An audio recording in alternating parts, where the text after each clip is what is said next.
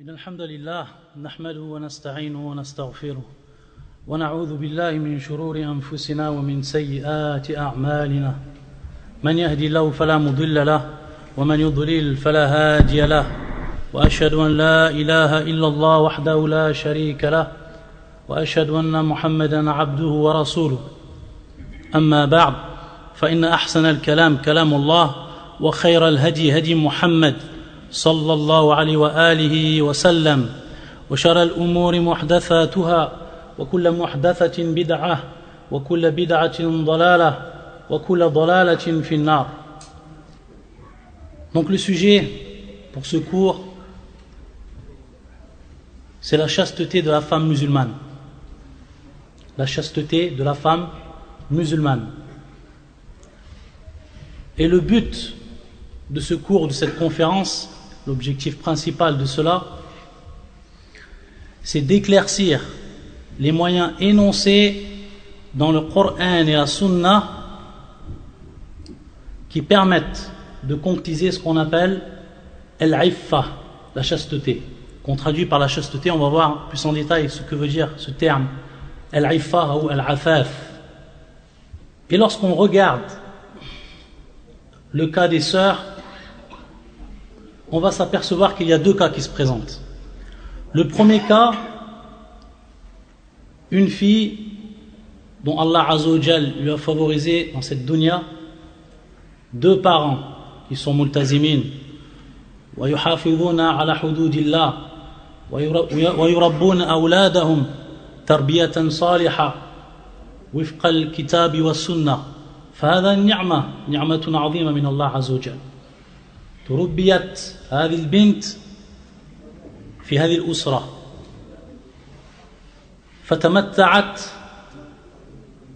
بهذه التربية. Donc la première fille, c'est celle qui est née dans une famille musulmane et dont les parents sont sur le droit chemin, mustaqimin, et qui vont donc lui donner et l'éduquer suivant les préceptes du Coran et de la Sunna. Ça, c'est un premier cas. Pour ce cas-là, on va parler de muhafadat al-iffa, muhafadat al-iffa ou al-afaf, c'est-à-dire donc comment elle va préserver ce qu'elle a acquis. C'est déjà donc un acquis qu'elle a reçu à travers cette éducation, comment elle va préserver cela. Et le deuxième cas, c'est une fille soit qui n'était pas multazima, qui n'était pas dans le droit chemin, qui ensuite Allah Azza wa Jal lui a favorisé, l'a dirigée, l'a guidée, et qu'ensuite donc elle revient sur le droit chemin de la religion et qu'elle veut donc plaire à son Seigneur et pratiquer sa religion comme il se doit. Ou alors une sœur qui se convertit à l'islam et qui va apprendre donc depuis le début ce qu'est l'islam et quels en sont les principes et quelle en est l'éthique, le comportement, etc. Pour ces cas-là, ou pour ce deuxième cas-là, ça va être donc un apprentissage initial qui part depuis le début et dont la fille va devoir acquérir, sachant, et ça c'est un point qui est fondamental, c'est que tout être humain, au départ de sa création, yulad ala al-fitra, c'est-à-dire donc qu'il va naître suivant ce qu'on appelle al-fitra, que l'on traduit par la nature prédisposée, ou la prédisposition naturelle, ou la saine nature de l'homme, etc. Ou d'autres qui vont traduire directement par l'islam, al-fitra. Donc, chaque personne, chaque homme, chaque femme, lorsqu'il naît, lorsqu'il sort du ventre de sa mère, il a cette fitra. Et Allah Azza wa Jalla dit dans le Coran, فَأَقِمْ وَجْهَكَ لِلدِّينَ حَنِيفًا, c'est-à-dire donc dirige ou lève, ici le wajh yurad al-jism kakul al-insan kakul, c'est-à-dire donc dirige ton être tout entier pour la religion, envers la religion. Hanifa, le terme Hanifa, c'est celui donc qui est loin de la pratique du polythéisme, ba'id an muyul al-shirk, fitrat Allah allati fatara an-nasa alayha la tabdila li khalqillah, c'est-à-dire donc ceci est la fitra, c'est comme ça qu'on est né. Fitrat Allah allati fatara an-nasa عليها لا تبديل لخلق الله. C'est-à-dire cette fitra, c'est celle qu'Allah Azza wa Jalla il a créée. Et que cette fitra donc, elle est inhérente à l'homme lorsqu'il sort du ventre de sa mère. Subhanallah. Et donc cette fitra là, il comprend dans cette fitra là tout ce qui est donc en conformité avec la religion. Et parmi cette conformité, et parmi tous les points de la religion, donc al-iffa, l'afaf, la chasteté. Et c'est qu'ensuite, avec le temps, soit suivant l'éducation, ou alors toutes les voies que le diable il va implanter, qu'ensuite l'être il va diverger, qu'il va s'écarter de la voie, et qu'il va perdre donc, pour ce qui est du cas de la femme, également de l'homme, il va perdre donc cette chasteté. يفقد هذه الصفات المحمودة يتركها يبدلها بما هو قبيح والسيء يبدل, c'est-à-dire qu'il va délaisser cela et qu'il va la remplacer par ce qui est mauvais, ce qui n'est pas du comportement du musulman ou de la musulmane. Et c'est pour ça que dans Sahih Muslim, dans un hadith authentique, min hadith Iyad ibn Himar al-Mujashi'i radiyallahu ta'ala anhu, qui nous rappelle et qui nous rapporte une khutbah du prophète sallallahu alayhi wa sallam qu'il avait fait, et qui nous a précisé dans cette khutbah que l'homme, après avoir été sur cette fitra, l'homme ou la femme, ensuite ce sont les djabs qui l'ont écorté de cette voie-là. فقال النبي صلى الله عليه وسلم وإني خلقت عبادي, طبعا هذا حديث قدسي لما يقول إني خلقت عبادي حنفاء, c'est-à-dire qu'Allah dit, Allah Azza wa Jalla il dit, donc Allah il dit, car le prophète rapporte d'Allah, il dit inni khalaqtu ibadi hunafa, j'ai créé donc mes êtres, mes créatures hunafa. Hunafa donc c'est loin de tout shirk, de tout polythéisme. Mais également, on comprend par là, à plus forte raison, qu'ils sont sur le droit chemin, c'est-à-dire qu'ils vont être sur cette fitra, et que cette fitra va comprendre tout ce qui rentre dans la croyance et tout ce qui rentre également dans le caractère propre à l'homme, c'est-à-dire saint, avant qu'il advienne cette déviance, cette divergence. Kullahum, c'est-à-dire tous sans exception. Wa innahum atathum ash-shayatin fashtalathum an dinihim. Fashtalathum yani ab'adathum yani ash-shayatin ab'adathum an dinihim, c'est-à-dire donc le diable ensuite ou les diables, avec tous les moyens qu'ils ont disposés, ils ont fait dévier la personne. Donc ils l'ont fait dévier de leur croyance, et également ils l'ont fait dévier du comportement de l'islam et de ce qui est propre à l'éthique musulmane. Ayadan billah. Donc ça c'est un point qui est important. Et donc si on revient au cas qu'on a dit, on voit bien, soit la femme, pour ce qui est de sa chasteté, elle l'a préservée, ou alors elle l'a délaissée. Et les djabs sont occupés d'elle par tous les moyens pour pouvoir donc, ou pour arriver à leur but, c'est de la faire dévier de la religion en lui faisant perdre donc cette chasteté, ayadan billah, et son honneur. Et on sait qu'il y a un combat qui est constant de la part des ennemis de l'islam, qatalahumullah, pour ce qui est du sujet bien précis de la femme en islam, et qui est en réalité sous l'étendard mensonger de la liberté de la femme, de l'émancipation féminine, du progrès et tout ce qui peut aller dans ce sens comme terme qui pourrait faire croire le bien, mais qui en réalité derrière se cache le mal pur. Ash-shar kulla. Ils mettent donc en place différents moyens dans plusieurs domaines, suivant les différentes étapes de la vie. Al-hasad marahil al-hayat ad-dunya. Et donc ils ont pour objectif l'écartement total de la femme musulmane, des mœurs islamiques, des comportements vertueux et également des directives religieuses.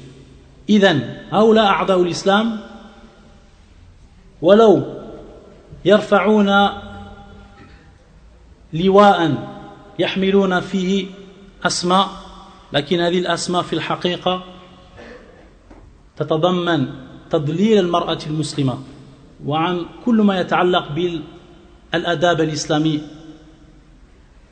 الأداب الشرعي والله المستعان. وأنا قلت في بداية المحاضرة يكون هذا الموضوع مهم ليس فقط للنساء وكذلك للإخوة الموجودين. لماذا؟ لأن الرجل طبعا بالنسبة للمرأة الأمر يكون واضحا، لكن بالنسبة للرجل الرجل وأب له مسؤولية، الرجل وجد له مسؤولية، الرجل قد يكون أخ لديه مسؤولية، وقد يكون إمام، وقد يكون خطيب، وقد يكون مسؤول في المجتمع. فالمسؤولية ترجع إلى الجميع. C'est-à-dire que lorsqu'on a dit que ce cours, même si ce cours, la chasteté de la femme concerne, on va dire directement la femme sur certains angles, on va s'apercevoir que même l'homme, il est également concerné par cela. Car l'homme, il peut être un père, car l'homme, il peut être un frère, car l'homme, il peut être un responsable, il peut être un grand-père, etc.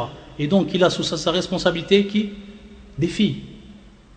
Et donc, lui, il va être responsable par rapport à elles pour les éduquer suivant l'islam, ou alors pour les faire revenir sur le droit chemin.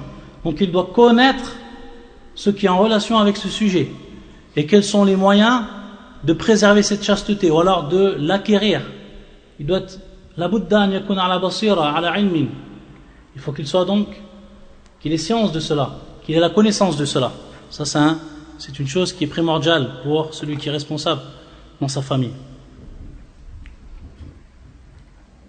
والله عز وجل يقول في القرآن الرجال قوامون على النساء بما فضل الله بعضهم على بعض وبما أنفقوا من أموالهم. C'est-à-dire qu'Allah عز وجل il a placé les hommes comme étant responsables des femmes. L'homme il est responsable de la femme. La femme elle est sous la tutelle de l'homme. Donc cette responsabilité, comme on va voir, elle est large. C'est une responsabilité. Et d'après ce qu'Allah Azza wa Jal, pour ce qui est de terminer la traduction du verset, par rapport à ce qu'Allah Azza wa Jal il a placé comme préférence par rapport les uns et aux autres, et par rapport également à ce que l'homme il dépense. Et également le prophète sallallahu alayhi wa sallam yaqul fi al-hadith as-sahih, min hadith Abdullah ibn Umar radiyallahu ta'ala anhuma kullukum ra'in. C'est-à-dire tout le monde est responsable, et il est responsable de sa famille, ou ra'iyya qui est encore plus général, de tout ce qui est sous sa tutelle.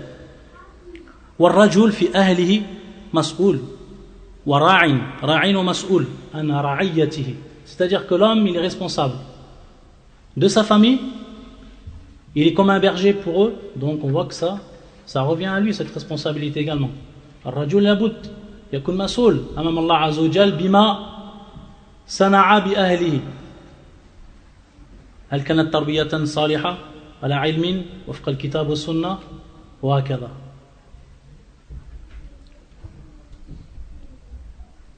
وكذلك المرأة راع في بيت زوجها.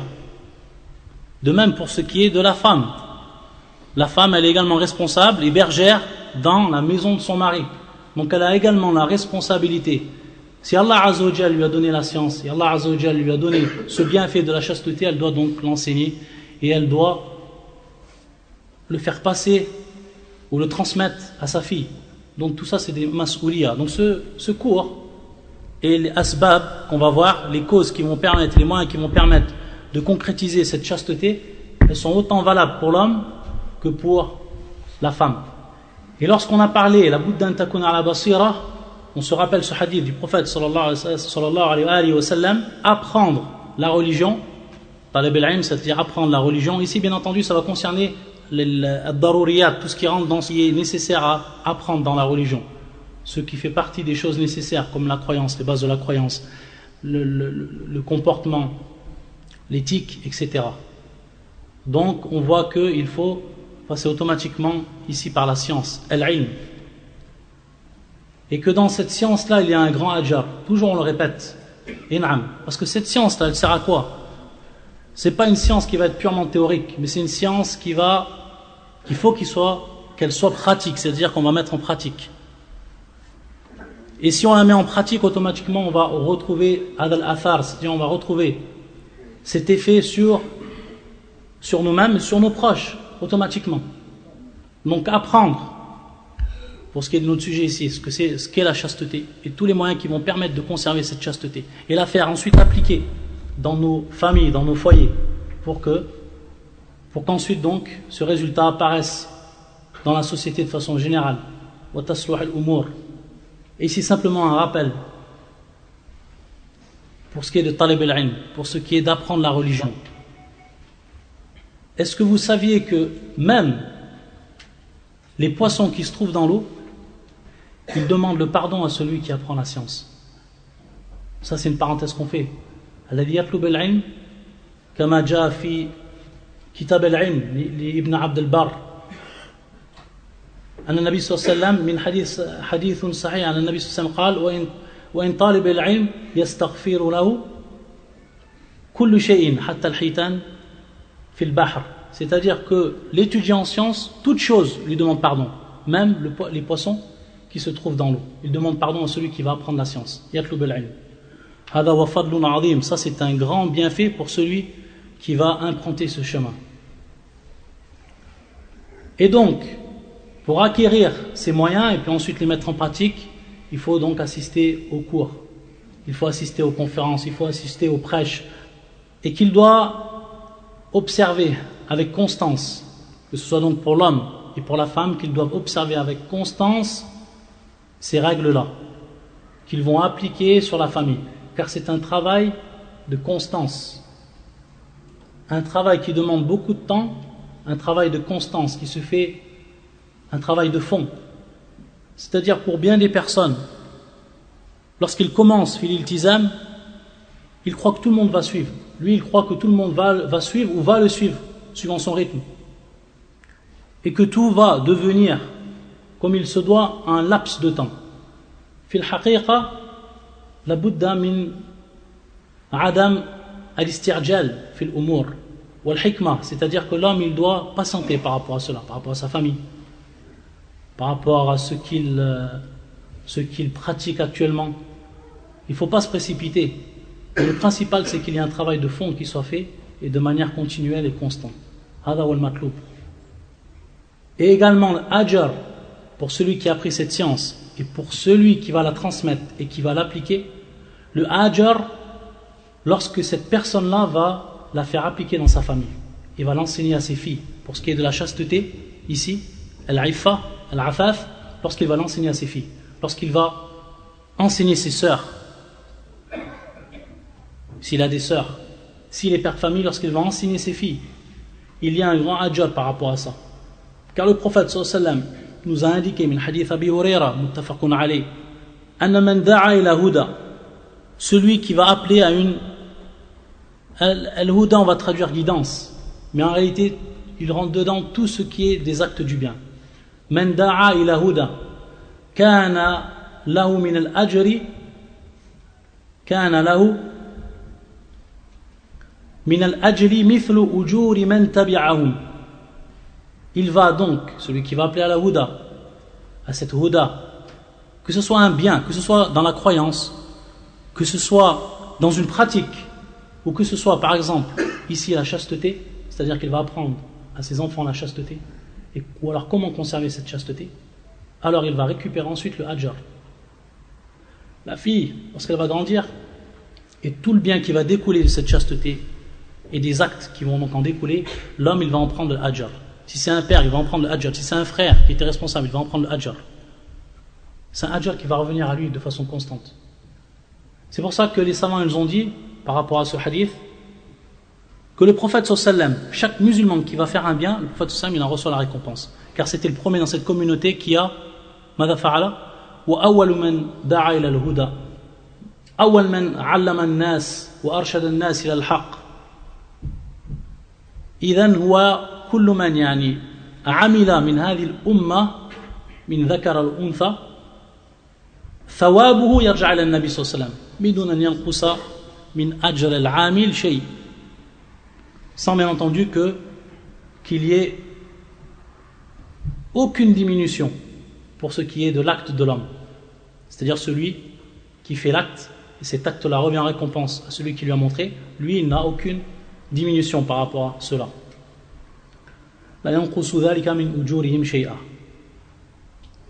Et également l'effort constant que l'homme il va faire pour pouvoir éduquer ses filles, pour pouvoir également éduquer sa femme. Peut-être qu'il s'est marié avec une femme qui n'est pas à la base multazima. Il faut savoir qu'il va également, par rapport à Sharia, par rapport donc à la législation, il va concrétiser les 5 grandes finalités de la législation. Et la chasteté, c'est-à-dire l'iffa, ça rentre ici, fait l'ird. Et on sait que les 5 finalités de la législation, c'est-à-dire pourquoi la législation, ou alors quels ont été les objectifs principaux de cette législation, et pourquoi cette législation a été mise en place, c'est pour préserver 5 finalités chez l'homme. La première, c'est bien entendu ad-din, la religion. Ensuite, al-mal, le bien. Ensuite, al-nafs, qui est l'âme. Ensuite, al-ird, qui est donc l'honneur, la dignité. Et il rentre ici al-iffa, la chasteté, de la femme, également de l'homme. Al-iffa, al-ird. Et ensuite, le dernier, qui est l'aql, qui est donc la raison. Ma ya al-iffa. On parle donc de chasteté, on traduit par chasteté, al-iffatu, al-afaf. Ish ma'na. Par rapport à la langue arabe, ça veut dire al-kaf. Al-kafu amma la yahil wa la yajmul. Al-kafu amma la yahil wa la yajmul. C'est-à-dire, al-kaf, c'est s'abstenir. Ce terme al-kaf, il a pour notion s'abstenir et délaisser ma la yahil, tout ce qui n'est pas licite. Tout ce qui n'est pas licite, wa la yajmul. Et tout ce qui ne fait pas partie des choses qui vont être considérées comme bien. C'est-à-dire que la raison humaine va voir comme étant bien. Elle a dit la yajmul. C'est l'akhlaq. Il y a une personne qui a un mauvais comportement, des mauvais comportements qui sont dénigrés autant par les musulmans que les non-musulmans. Donc tout ce qui est s'abstenir de tout ce qui va être illicite. Et on dit également l'istihfaf, qui est talab al-afaf, qui est talab al-afaf, ou al-kafu an al-muharram, wa al-su'al min al-nas. C'est donc également l'istihfaf, c'est demander, ou c'est chercher donc à obtenir ce afaf. Et ça se traduit ici par s'abstenir des choses qui sont muharram, et également s'abstenir de demander aux gens. De demander aux gens. Également, ça fait partie de al-ifa ou al-afaf. Adam musta'fif. Une personne qui est considérée comme cela, musta'fif, c'est une personne qui ne demande pas. Même s'il est dans le besoin, il essaye, on va dire, suivant sa capacité de ne pas demander aux gens. Vraiment, s'il est dans un cas de grande nécessité. Sinon, on ne demande pas aux gens. Malheureusement, certaines personnes, moindre chose, ils demandent.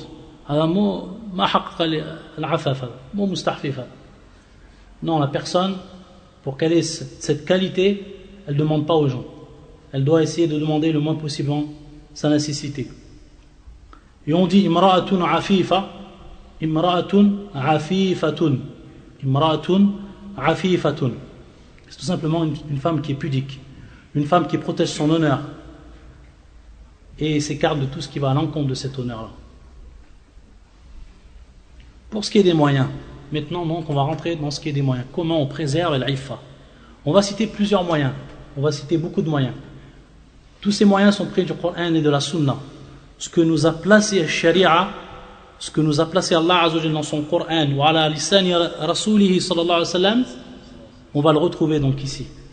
C'est-à-dire que ça va être des moyens qui vont être mis en place par Sharia, que la femme, elle soit chaste, qu'elle fasse preuve de chasteté, qu'elle soit une femme afifa. Le premier moyen, et qui est sans doute le moyen majeur et principal, essentiel, c'est l'imanu billah wa taqwa. L'imanu billah wa taqwa. هذا أهم شيء في الموضوع هذا. أن تكون المرأة تقية، أن تكون مؤمنة حقا, qu'elle soit une véritable croyante.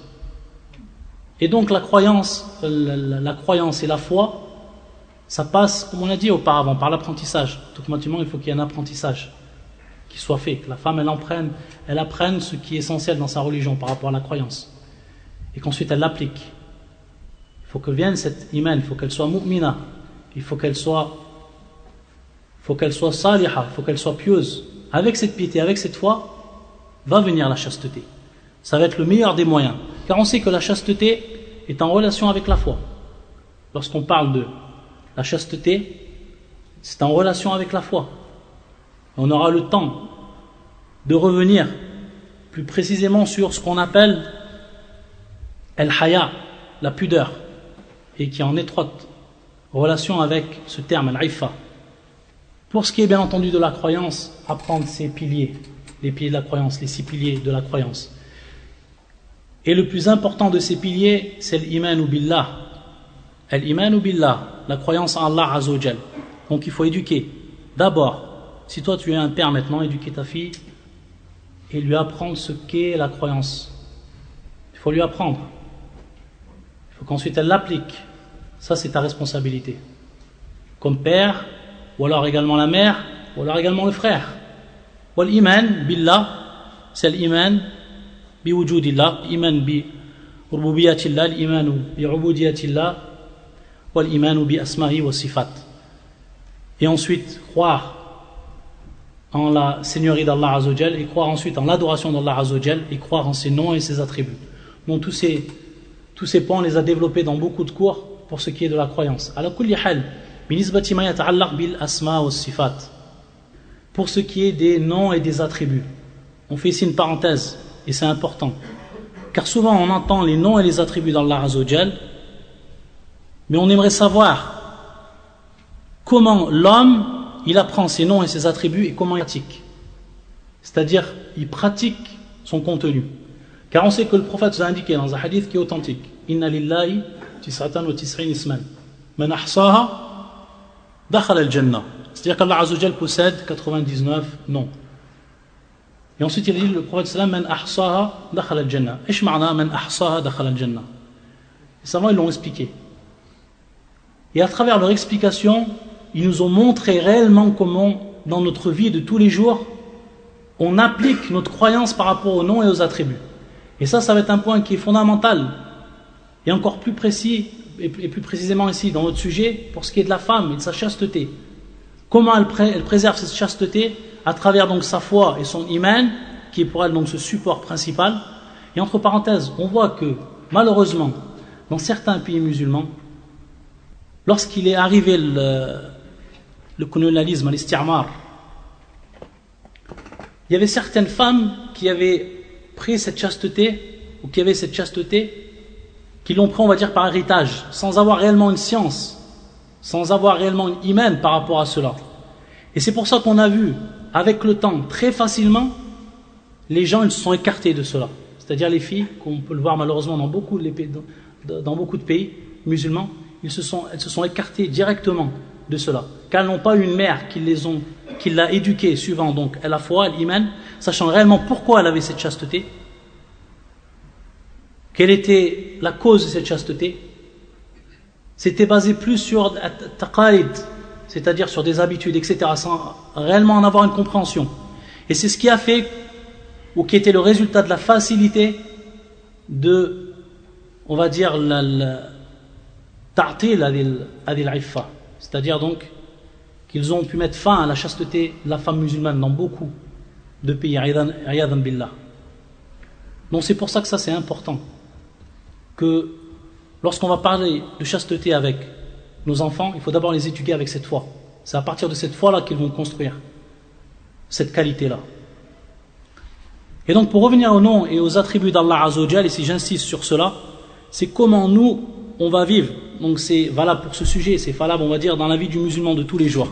Les savants ils en ont donné une explication et qui est très propice pour le musulman s'il la comprend.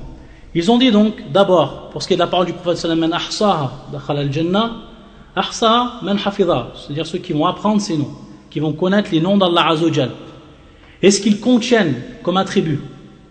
Ce qu'ils contiennent comme attribut, car on sait que chaque nom va comprendre un attribut. Chaque nom comprend un attribut d'Allah et non le contraire. C'est-à-dire que ce n'est pas tous les attributs d'Allah Azzawajal dont on va en tirer un nom, mais le contraire même. C'est-à-dire que tous les noms, on va en tirer un attribut. Donc comprendre ce que veut dire cet attribut. Mais des attributs, il y en a beaucoup. Et des noms d'Allah Azzawajal, il y en a beaucoup. Ils ont tous des sens. Ils ont des sens qui sont différents. Les noms d'Allah Azzawajal, ils ont des sens entre eux qui sont différents. Donc il faut les comprendre et communiquer. Et ici, on va donner quelques règles et quelques exemples qui sont importants.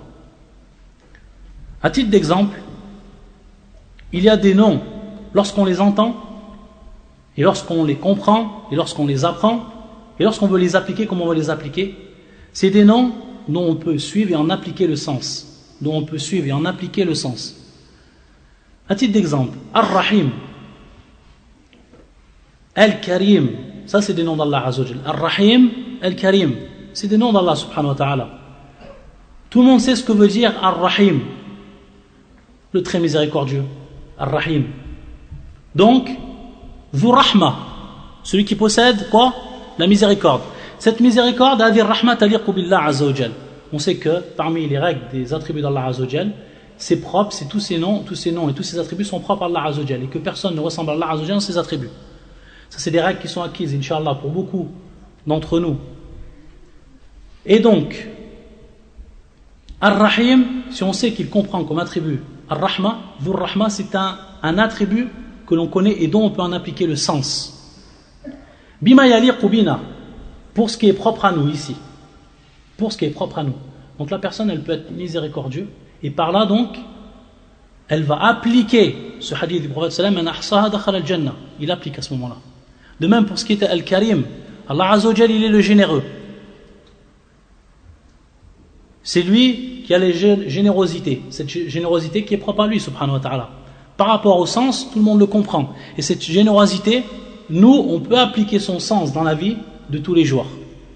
Donc à partir de là, on applique donc ce que contient cet attribut comme sens.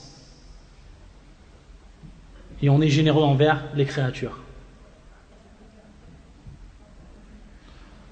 D'autres noms qui sont propres à Allah Azzawajal, donc une autre catégorie de noms qui sont propres à Allah subhanahu wa ta'ala dans le sens, dont personne donc ne peut appliquer le sens. À titre d'exemple, Al-Jabbar, Al-Mutakabbir. Ça, c'est des noms où seul Allah Azzawajal, où le sens de ce nom-là est uniquement applicable par Allah subhanahu wa ta'ala. Car ou Al-Jabbar, ou Al-Mutakabbir. Les sens que comprend ces noms-là, nous on ne peut pas l'appliquer. Et celui qui va appliquer un de ces sens-là, alors il va être dans la contradiction avec la religion. Ayadan billah. Quelqu'un qui va être orgueilleux, qui va contraindre les gens par injustice. Donc, à ce moment-là, dans le cas de l'homme, c'est un aïb. Dans le cas de l'homme, c'est un défaut. Mais dans le cas d'Allah subhanahu wa ta'ala, hada thana mahd. Bien au contraire, pour Allah Azzawajal, c'est une qualité qui est absolue. Car huwa al-Jabbar, huwa alladhi khalaqa kulli shay, wa ajbara kulli shay. Donc ça, on n'a pas le droit d'en appliquer le sens. Ça, c'est une catégorie de noms. Une autre catégorie de noms, c'est cette catégorie de noms, lorsqu'on entend leur sens, on doit en recevoir une part, c'est-à-dire une part de ce sens-là, et ce qu'il contient. Donc ça se fait bi'a'mal al-qulub. Yarju. حينما يسمع هذا الاسم من أسماء الله يرجو بما يتضمن هذا الاسم من صفات. À titre d'exemple, Ar-Raouf, Al-Ghafour, Al-Jawad, etc. Lorsque la personne entend qu'Allah Azzawajal wa Al-Jawad, qu'Allah Azzawajal wa Al-Ghafour, elle espère donc qu'Allah va lui faire miséricorde, ou alors qu'Allah Azzawajal il va lui pardonner. Il espère qu'Allah subhanahu wa ta'ala va être généreux avec lui. Donc il fait des doigts. Il nomme Allah subhanahu wa ta'ala par ses noms. Ya Jawad, Ya Karim, etc. Donc on voit comment le musulman, il vit avec ses noms. Il les apprend, mais également il vit en pratique. Il pratique ce que contiennent donc ces noms en sens. Ou alors le contraire. Le sens contraire, c'est-à-dire lorsqu'un nom contient la menace. Ici, ces noms ils contenaient donc ce qu'on appelle le wa'd. Dans un autre sens, ils contiennent ce qu'on appelle al-wa'id, c'est-à-dire la menace. Lui de même, par son cœur, lorsqu'il entend ces noms-là, il demande à Allah subhanahu wa ta'ala la protection de cela. Donc, il essaye, de par son cœur et de par ses doigts, de se protéger de ce que contient ce sens-là. Comme par exemple, Al-Aziz al-Intiqam, comme par exemple, Shadid al-Iqab, Sari' al-Hisab, lorsqu'il entend qu'Allah Azza wa Jal, il est dur en châtiment, qu'Allah Azza wa Jal est prompt en compte. Tout cela, lorsqu'il entend ces noms, alors il a peur. Il a peur que cela pourrait le toucher de par ses péchés et qu'Allah Azza wa Jal le châtie. Donc on voit également ici le musulman, de par sa croyance et de par sa piété, il applique ses noms et ses attributs. Également ce dont il témoigne, le croyant, et ce témoignage qui va l'aider à se rapprocher d'Allah Azza wa Jal. À titre d'exemple, comme Ulu Allah Azza wa Jal, ala khalqi, le fait qu'Allah Azza wa Jal s'est élevé au-dessus de ses créatures, al-Ulu, l'élévation, que ce soit Ulu al-Qahr, que ce soit Ulu al-Shahn, ou que ce soit Ulu al-Dhat, Anwa' al-Ulu, al-Insan yashhad biyadi al-Ulu lillah Azza wa Jal, wa yata'athar fi ibadati biha. C'est-à-dire donc que l'homme il va témoigner de, à titre d'exemple, de la passion d'Allah Azza wa Jal. Et cela va avoir une influence directe sur son adoration. Lorsqu'il sait qu'Allah Azza wa Jal, il est au-dessus des cieux, qu'il est au-dessus de son trône, que ce soit l'élévation de par sa domination, que ce soit l'élévation de par son rang, ou que ce soit l'élévation de par son être, son entité, subhanahu wa ta'ala, tout ceci va aider également le musulman lorsqu'il entend ces noms, lorsqu'il les apprend. Et lorsqu'il vient avec, donc, de se rapprocher d'Allah Azza wa Jal, d'acquérir donc cette piété. Pour ce qui est de la femme ici, c'est plus qu'important, lorsqu'elle sait qu'Allah Azza wa Jal, il a ses noms et ses attributs. Et qu'Allah subhanahu wa ta'ala automatiquement, il va soit la châtier ou la rétribuer par rapport à ce qu'elle aura acquis comme chasteté. Et qu'Allah Azza wa Jal la voit, qu'Allah Azza wa Jal l'observe, qu'elle soit chaste devant les hommes, devant les étrangers, mais qu'elle soit chaste également devant Allah subhanahu wa ta'ala. Et pour ce qui est de la taqwa, pour ce qui est de la piété, les savants en ont donné la définition. Ici on a parlé de la croyance, al-iman, ou de la foi. Pour ce qui est de la crainte, يقولون أهل العلم أن تجعل بينك وبين عذاب الله وقاية بعمل الأوامر واجتناب النواهي. C'est-à-dire que tu places entre toi et le châtiment d'Allah Azza wa Jal wiqaya, c'est-à-dire une protection. Quelle est cette protection? Comment se traduit cette protection? En faisant les actions qui sont obligatoires et en délaissant ce qui est interdit. Ça c'est at-taqwa. هذا هو التعريف بالتقوى. أن تجعل بين عذاب الله وبينك وقاية بعمل الأوامر واجتناب النواهي. Et on sait que si la personne, et plus précisément ici la femme, elle a cette taqwa, elle atteint cette taqwa, Allah Azza wa Jalla يقول في القرآن في كتابه يا أيها الذين آمنوا إن تتقوا الله يجعل لكم فرقانا. Oh vous qui avez cru, si vous craignez Allah Azza wa Jalla, Allah vous donnera, vous placera un discernement. Al-Furqan, c'est un discernement, permettre donc de différencier entre le mal et le bien. De différencier entre le mal et le bien. Ça fait partie des thamarat al-taqwa, ça fait partie des fruits de la taqwa.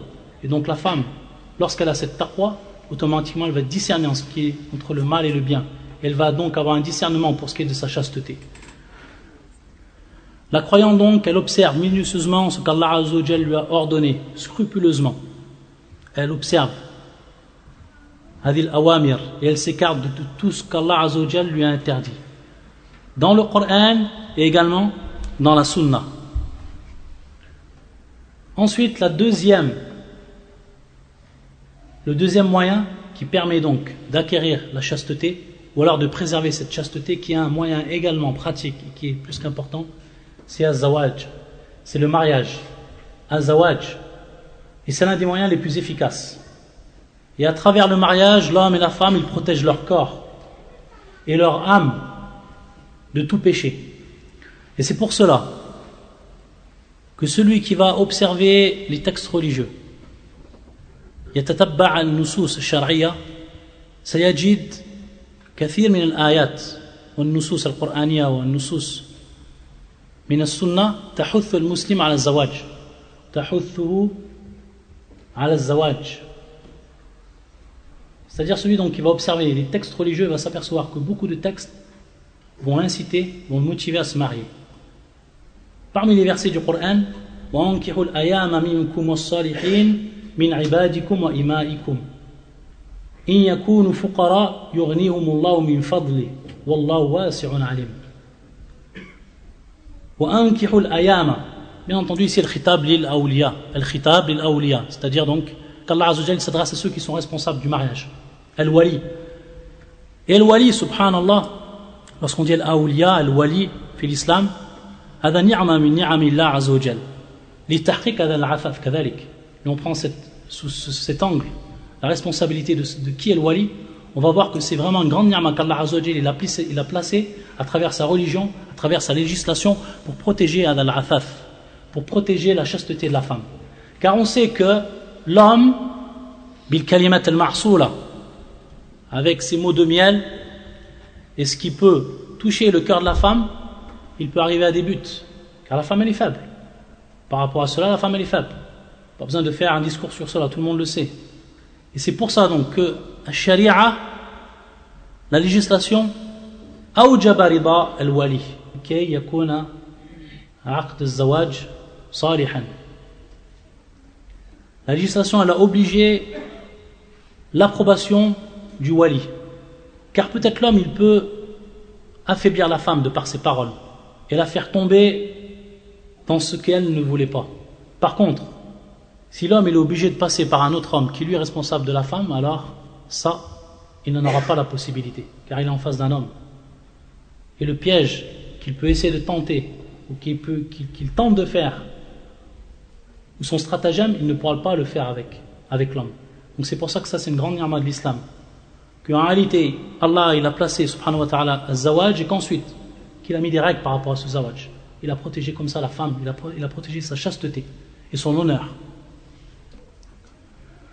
Al-ayama minkum wa salihin. Al-ayama, comme on dit les savants, man la zawjan lahum min an-nisa wa rijal, c'est-à-dire ceux qui ne sont pas mariés, qui n'ont pas d'époux ou d'épouse.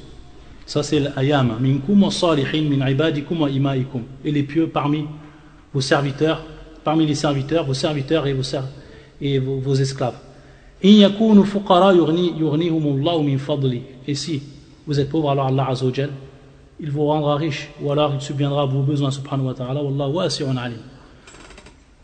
Allah subhanahu wa ta'ala est large et il est savant. Également parmi les versets du Coran, wa min ayatihi an khalaqa lakum min anfusikum azwaja litaskunu ilayha wa ja'ala baynakum mawaddatan wa rahma inna fi dhalika la ayatin liqawmin yatafakkarun. Et parmi également ces signes, parmi les signes d'Allah subhanahu wa ta'ala, il a créé parmi vous, min anfusikum, parmi vous de vous-même, azwajan, donc des femmes, des futures mères, litaskunu ilayha, as-sakan, litaskunu ilayha.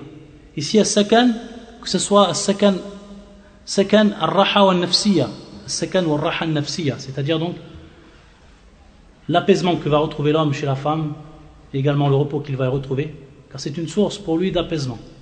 Donc ça c'est un des bienfaits pour ce qui est du zawaj. Et à partir de là, la personne, que ce soit l'homme et la femme, ils vont concrétiser leur chasteté. Ce sont des gens qui sont pieux auparavant. Ils sont auparavant déjà pieux. Amal fasir. Même si celui qui est pervers et qui se marie, c'est pas ça qui l'empêchera donc le mariage de se rendre chaste, ou de rester chaste, ou alors d'acquérir cette chasteté. Il continuera dans sa perversité. Donc c'est pour ça qu'on avait dit le point le plus important au départ, c'est l'iman, al-taqwa, al-sakan, al-rahat al-nafsiya, également le mut'a, al-lidhat al-jasadiyya, également le mut'a, la jouissance que l'homme il a donc du corps de sa femme. Car Allah Azza wa Jalla il a créé cette énergie qui est en nous tous, Et donc, ensuite, il a créé des voies halal qui sont autorisées pour pouvoir assouvir ce désir qui est présent et qui fait partie donc de tout homme, qui fait partie de la nature humaine. وَجَعَلَ بَيْنَكُمْ مَوَدَّةً وَالرَّحْمَةً. Al-mawadda, certains traduisent par l'amour, et certains ont dit kinayatun an al-jima', c'est-à-dire c'est en réalité un terme pour désigner l'acte, le rapport sexuel.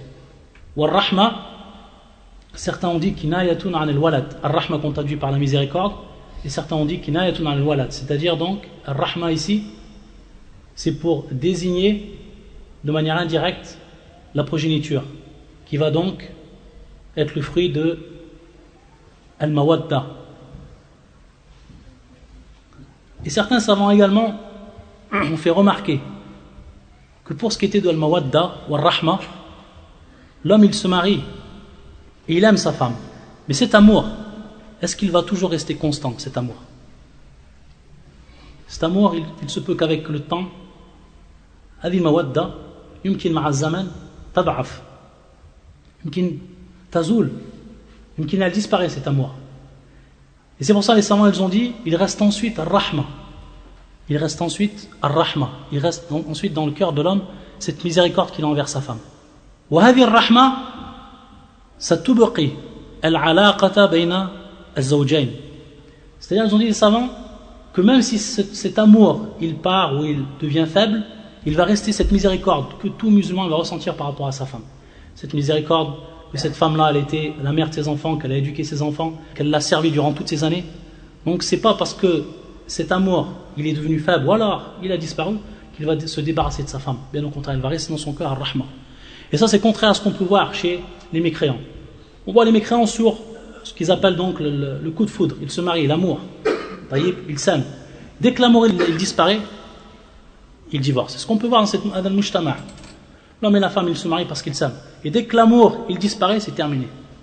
Yani, chacun va voir son propre intérêt et ils vont divorcer. C'est une relation qui ne perdure pas, contrairement donc aux musulmans et contrairement à ce qu'Allah Azza wa Jalla a placé dans son cœur, subhanahu wa ta'ala. Et lorsqu'on parle de azawaj, lorsqu'on parle de azawj, de l'homme, il y a également ici un point où on insiste et qui est très important. C'est par rapport à ce qu'on appelle la jalousie de l'homme.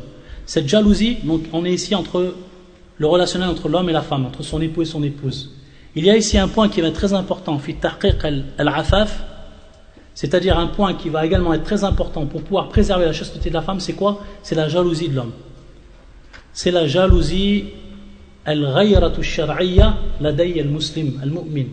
Ça également, c'est un point qui est très important. Et certaines personnes qui sont ignorantes, malheureusement, si on va leur dire le hadith qu'on va citer maintenant, ils vont dire ça c'est l'exagération. Ça c'est hadi tatarruf. Hadi mubalagha, c'est de l'exagération. Hada al-hadith, hadith muttafaqun alayh, rapporté par l'imam al-Bukhari et l'imam Muslim. Min hadith Sa'd ibn Ubada, qui a dit لو رأيت رجلا مع امرأته لضربته بالسيف. Il dit Sa'd, si je vois un homme avec ma femme, et s'il n'est pas précisé, لو رأيت رجلا مع امرأتي, c'est peut donc qu'elle parle avec lui, c'est-à-dire qu'elle soit dans une, on va dire, dans une situation où elle n'avait pas à rester avec cet homme en isolement ou autre. ماذا يقول سعد؟ يقول لضربت عنقه, c'est-à-dire donc je l'aurais frappé avec mon saïf, j'aurais frappé sa tête, c'est-à-dire je l'aurais tué.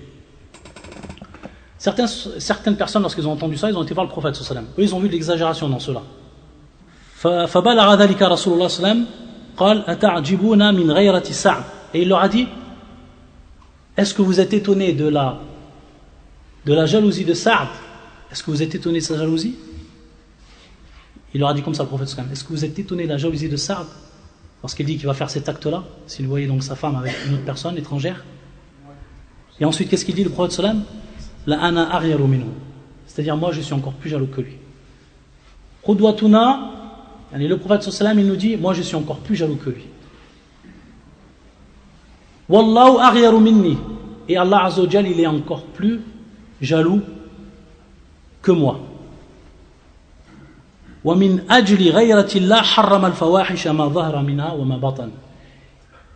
Et donc à cause de cette ghayra, de cette jalousie, Allah Azza wa Jal, il a interdit al-fawahish, la turpitude, qu'elle soit apparente ou qu'elle soit cachée. Donc regardez l'importance de la jalousie que l'homme il doit avoir par rapport à sa femme. Et à ce degré-là, na'am, à ce degré-là, il doit avoir cette jalousie. وَهَذَا مِنْ صِفَاتِ الْمُؤْمِنِ. Ça fait partie donc des caractéristiques du musulman, qu'il soit comme cela. Il faut qu'il soit une personne très très jalouse. Et c'est pour ça que le prophète sallallahu alayhi wa sallam, dans le cas opposé, il nous a informé que ad-dayyuth, celui justement qui n'a pas de ghayra, celui qui n'a aucune jalousie par rapport à sa femme. Il voit sa femme en train de parler avec des étrangers, en train de rire avec des étrangers, ça lui fait rien. Ça lui fait rien du tout. Ayadhan billah. Le prophète sallallahu alayhi wa sallam nous a informé que ad-dayyuth la yadkhulu al-jannah, que celui qui est dans cet état-là, il ne rentre pas dans le paradis. Donc cette jalousie, elle est importante, elle fait partie intégrante de ce qui va permettre de préserver al-afaf, que ce soit donc pour nos femmes, mais également pour nos filles. Également pour nos filles. Wallah al-musta'an.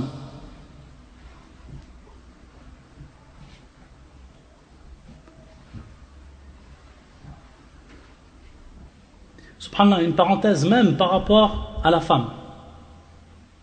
Wa ana shahid ala dhalik, c'est-à-dire une personne de ma famille, non musulmane bien entendu, qui ne sont pas musulmans, mais je veux dire que ça fait partie de la fitra de la femme en plus de cela.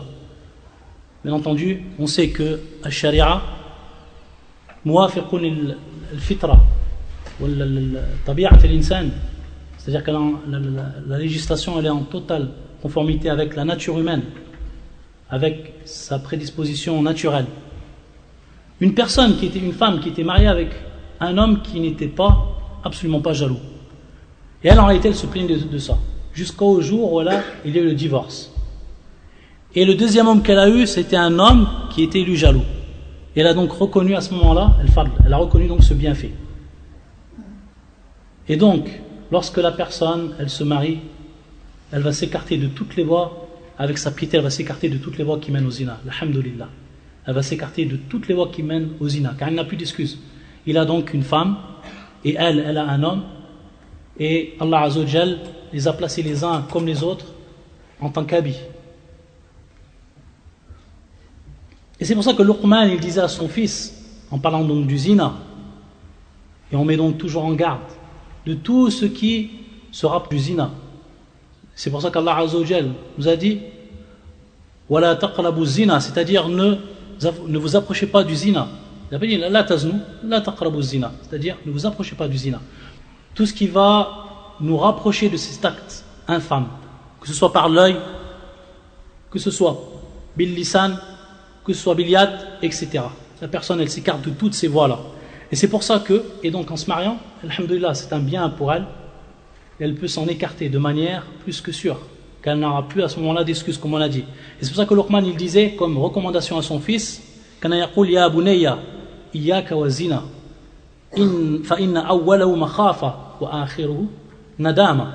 Il disait, oh mon fils Luqman alayhi salam, il disait à son fils, oh mon fils, fais bien attention au zina, à l'adultère.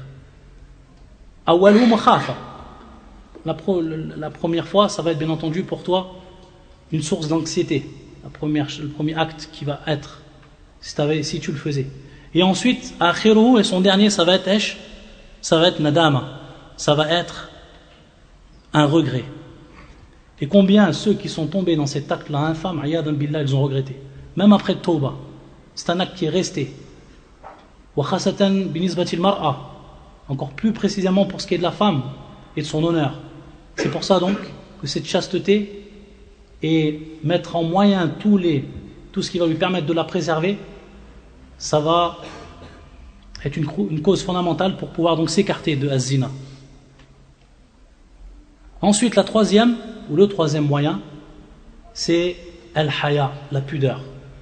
Comme on a dit donc auparavant, la pudeur. Avoir donc de la pudeur. La pudeur, c'est un noble caractère. Al-haya, sifatun jamila. C'est une parure dont seul se vêtit celui qui a de la foi, véritablement. yani, comme on va le voir, la pudeur et la foi, elles sont en relation étroite. Elles sont même inhérentes l'une à l'autre. Comment on définit le haya? Comment on définit les savants le haya? يقولون وخلق يبعث على فعل الجميل والترك القبيح. C'est en vérité un khuluq. C'est un comportement, de façon générale, un comportement khuluq. Yab'athu, c'est-à-dire donc qui va nous pousser, qui va nous mener donc à faire des choses qui sont considérées comme bonnes, comme belles, comme bien, comme agréables, comme honorables. Wa tark al-qabih, et délaisser ce qui est mal, ce qui est vil, ce qui est ignoble. هذا هو معنى الحياة كما ذكروا العلماء. خلق يبعث على فعل الجميل وترك القبيح.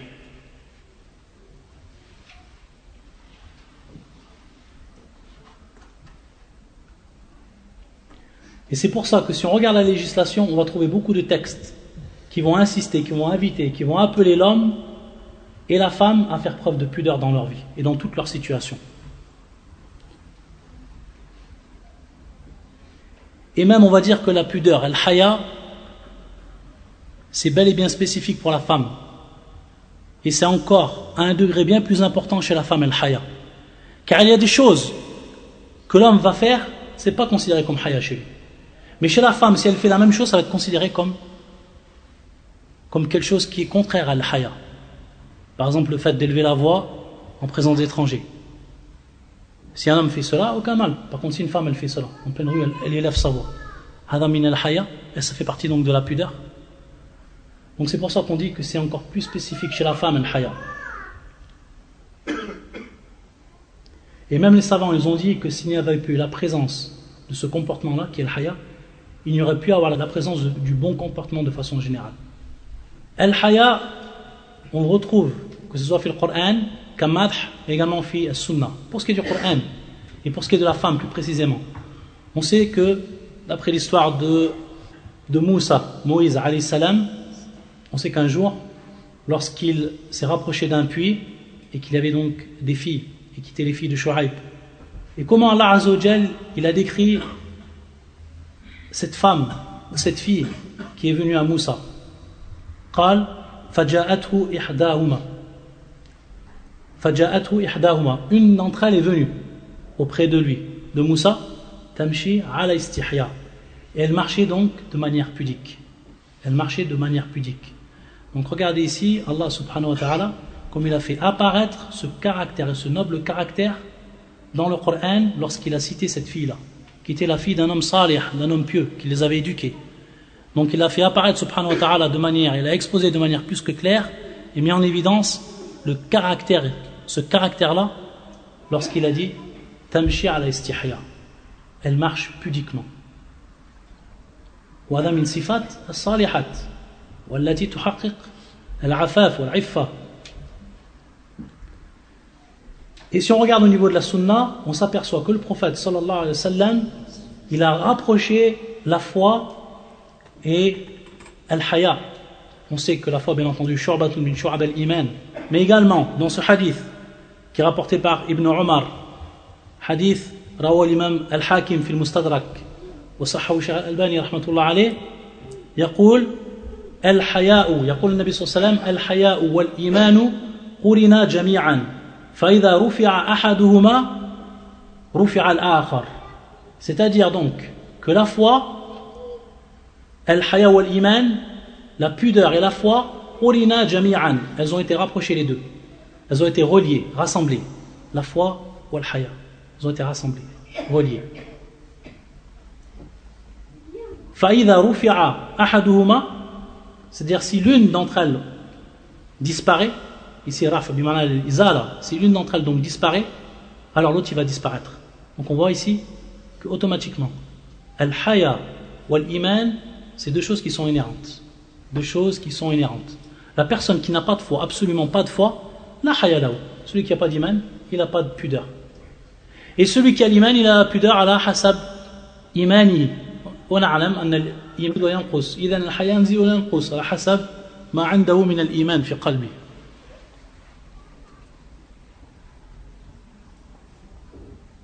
Et également ce hadith de Zayd ibn Talha radiyallahu ta'ala anhu, anna Nabi sallallahu alayhi wa sallam قال إن لكل خلق إن لكل دين خلقا وخلق الإسلام الحياة. C'est-à-dire que chaque religion ou chaque législation elle a eu un comportement. Tamayaza bi khuluq, c'est-à-dire il s'est différencié avec un comportement. Et le comportement de l'islam c'est al-haya, c'est la pudeur.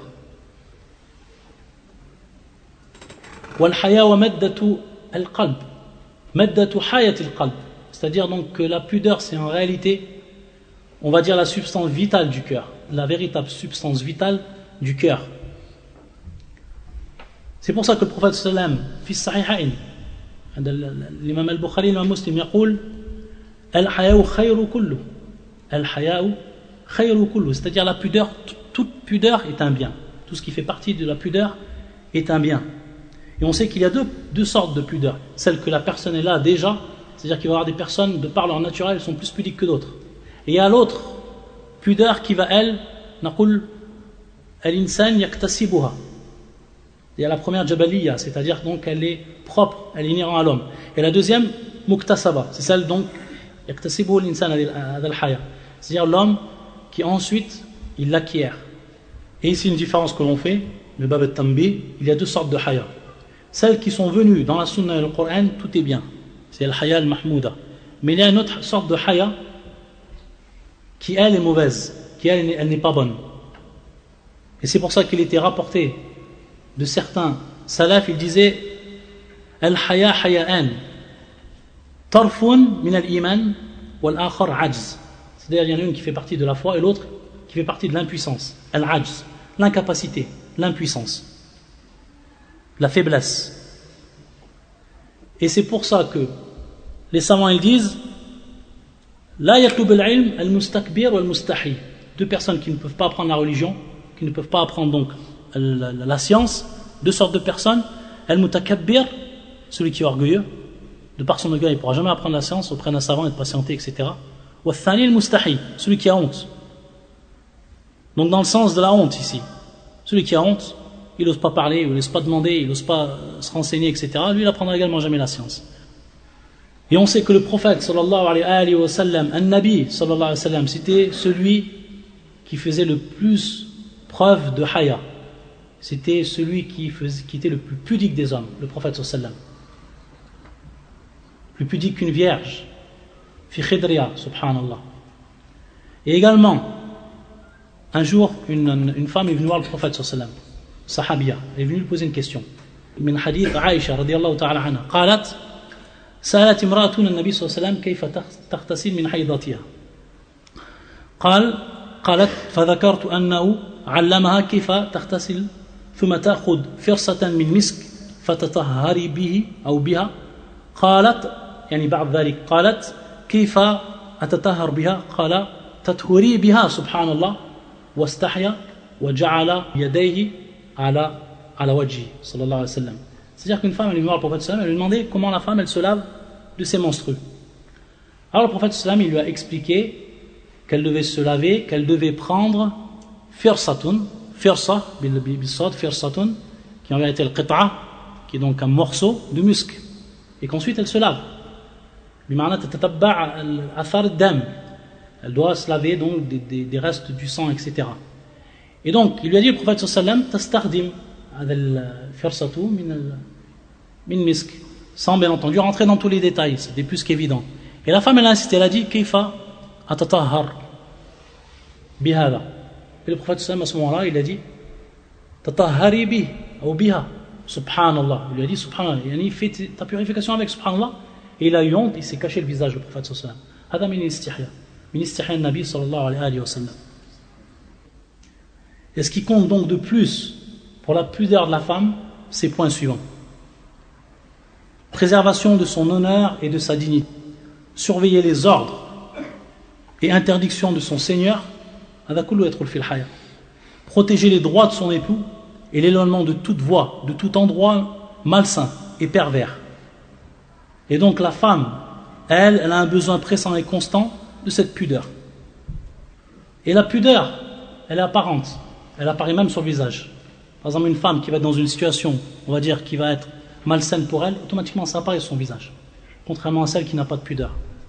Ayadan billah. Donc ça fait partie des moyens, la pudeur, ça fait partie des moyens qui vont permettre à la femme de préserver sa chasteté. De préserver donc al-afaf. Comment ça, quelle heure quoi?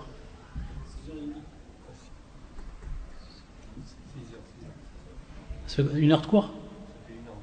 Hein? 1h20?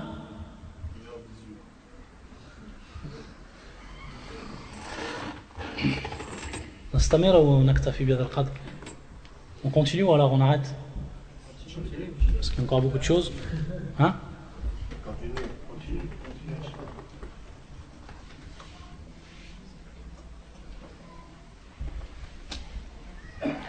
Le quatrième moyen qui permet donc à la femme de protéger l'afaf, de protéger donc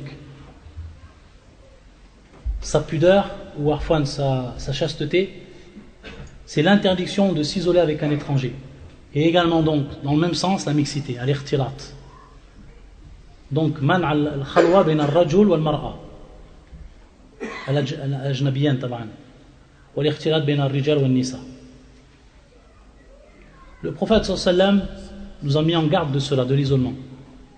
Et donc, l'isolement, ça fait partie des moyens qui vont être une cause de la perte de la chasteté. C'est pour ça qu'il y a le Nabi sallallahu alayhi wa sallam, min hadith ibn Abbas, radiyallahu ta'ala anhuma, la yakhruwanna rajulun imra'atan, illa wa ma'aha dhu mahram.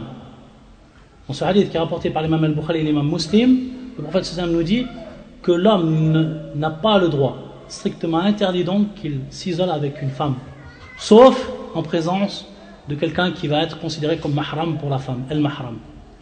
Et également, ثبت عنه صلى الله عليه وسلم أنه قال ألا لا يخلون رجل بامرأة إلا كان ثالثهما الشيطان. C'est-à-dire donc qu'il n'y a pas un homme et une femme qui vont s'isoler sans que la troisième personne qui devient ici présente, c'est الشيطان, c'est le diable. كما روى الإمام الترمذي وصححه الألباني. Également, يقول النبي صلى الله عليه وسلم من كان يؤمن بالله واليوم الآخر. Regardez ici, il est revenu à la fois le prophète صلى الله عليه وسلم, à la fois en Allah et le jour dernier. من كان يؤمن بالله واليوم الآخر فلا يخلون بامرأة ليس معها ذو محرم منها فإن ثالثهما الشيطان. Celui qui croit en Allah au jour dernier, il ne doit pas donc rester ou s'isoler avec une femme, sans que bien entendu le résultat sera que le troisième sera le diable. هذا الحديث رواه الإمام أحمد صححه الألباني في الإرواء. Bien entendu, pour ce qui est de al-mahram, donc tous ces textes ils sont clairs que la femme, il est strictement interdit qu'elle s'isole avec un homme qui est étranger à elle, s'il ne fait pas partie des mahram. Ou alors, si elle doit rester avec un homme, en cas de nécessité, alors c'est avec la présence d'un mahram. Un mahram avec elle, que ce soit son mari, que ce soit son oncle, etc. Que ce soit son frère, etc. Et bien entendu, le mahram, comme يذكرون العلماء, وكل من حرم عليه تزويجها على تأبيد بنسب أو رضاع أو مصاهرة. C'est-à-dire donc le mahram, c'est toute personne dont il est interdit qu'il se marie avec cette femme, donc la femme qui va être ici prise en considération. Ala ta'bid, de façon donc éternelle. Que ce soit binasab, donc soit par la filiation, ou alors que ce soit bir rida', que ce soit donc par l'allaitement, ou alors que ce soit bil musahara. Il advienne donc au moment où la personne se marie, il ne pourra se marier donc avec les proches, il ne pourra se marier avec, il ne pourra pas se marier avec la mère de sa femme, etc. Donc ça c'est bil musahara. Ça c'est le mahram. Et la sagesse, le hikmah, min hada, c'est-à-dire de l'interdiction de l'isolement, c'est un moyen, un chemin direct qui mène au fahisha. Et le diable, il va embellir automatiquement. Si l'homme et la femme se trouvent tous les deux, automatiquement l'homme, le shaitan, il va embellir. Il va embellir les paroles, il va embellir ce qui va se passer dans le cœur, etc. Min al-madahir, c'est-à-dire suwar, parmi les images ou alors les situations qui rentrent dans l'isolement. Si la femme elle se retrouve seule dans un magasin avec un marchand, il n'y a personne d'autre, également ça rentre fi al-khalwa. Également, si elle se trouve chez le médecin, par exemple, on sait à la kulli hal que ce qui est obligatoire pour la femme, c'est que elle cherche une doctoresse, une femme. Et si elle ne trouve pas, ça peut être en cas de nécessité, elle ne trouve pas. Donc en cas de nécessité, il lui permet donc d'aller voir ce docteur-là. Bien entendu, lorsqu'il va la voir, il faut automatiquement qu'elle soit en présence d'un mahram. Et il est strictement interdit qu'elle se trouve juste avec le docteur, même en cas de nécessité. Même en cas de nécessité. C'est-à-dire que ici, le mahram, Inch'Allah, il sera présent. Donc il n'y a plus de nécessité. La nécessité, c'était uniquement pour visiter ou pour voir donc ce médecin, si elle n'a pas pu trouver une femme.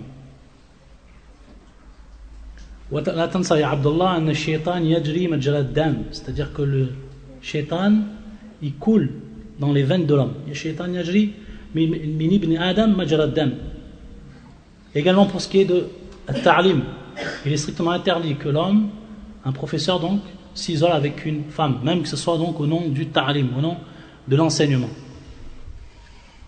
Et donc on sait que la législation religieuse, elle a pris en compte la nature humaine.